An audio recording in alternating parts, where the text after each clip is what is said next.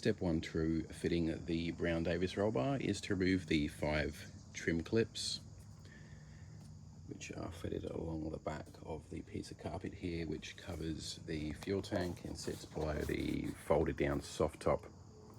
Once these 5 have been removed, using the correct tool preferably, which I've now lost under the seat, is to remove the wind deflector, which is attached by a bracket at each end behind the seat belt mounting points. This is simply held on by 2 bolts at each end here. So behind the seats is the wind deflector, attached by 2 bolts on each side, and a little bracket here which comes off with the wind deflector. This one has a popper, I guess you'd call it, as a washer around it, which is for the soft top cover that you may have as an optional extra.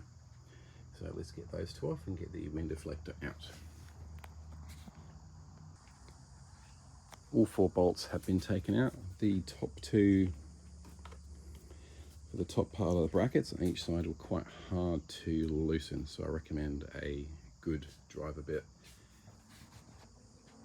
to ensure you have a firm fitment for the bolt there. Otherwise you will probably find you round those off. They are now both loose, so this should just fall straight out basically. There we go.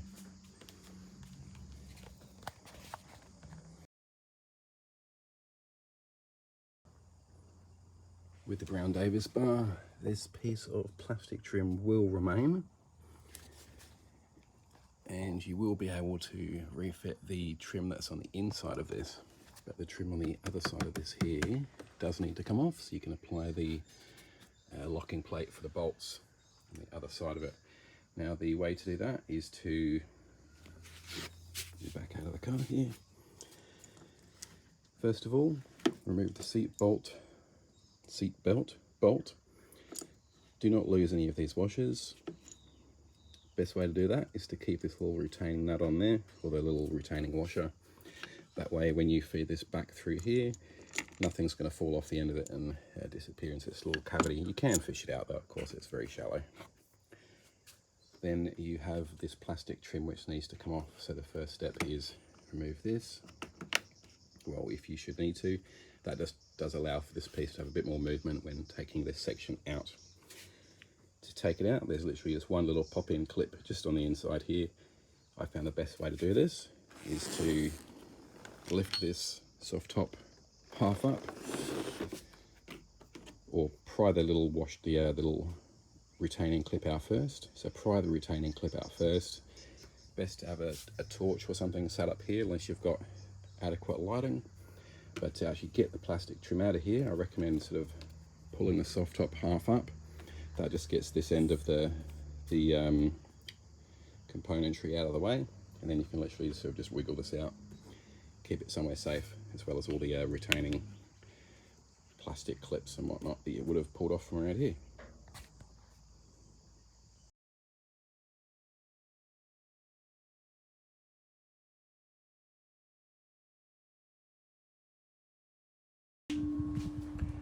Next step for fitting the bar is roll back the carpet, of course. We've already taken the trim off the seatbelt posts on the other side, on the top there, as you can see. Bolts are exposed, they simply need to be undone. Before we fit the bar and make some drill holes, we need to remove the trim here, which we've already taken out here. So the trim just covers the back here, so we have this metal piece of trim just in the middle here now to take off, which covers up the fuel pipe. Well, yeah, that's pretty much it, I guess. You can see the strut tops there, 21-year-old car, pretty good, no rust, excellent condition, factory rust proofing. Nice.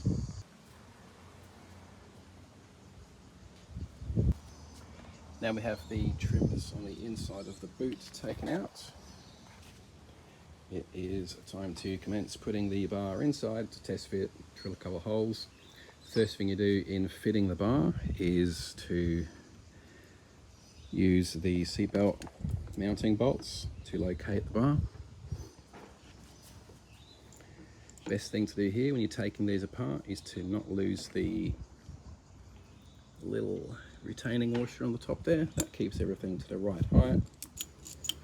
So as you bolt that back, as well, I should say, as you drop this back in to the recess here, you're not going to just drop all the washers directly into that little recessed cavity there.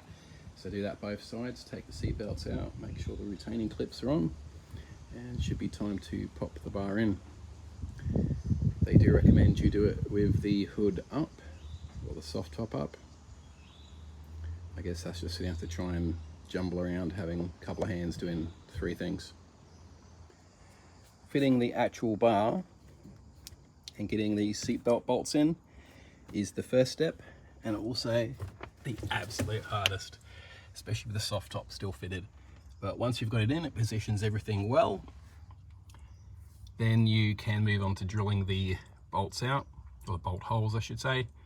Vacuum up all the swarth and crap from in there. Once that's done, you can access the holes from underneath here and use the high tensile bolts and backing plate and star washers.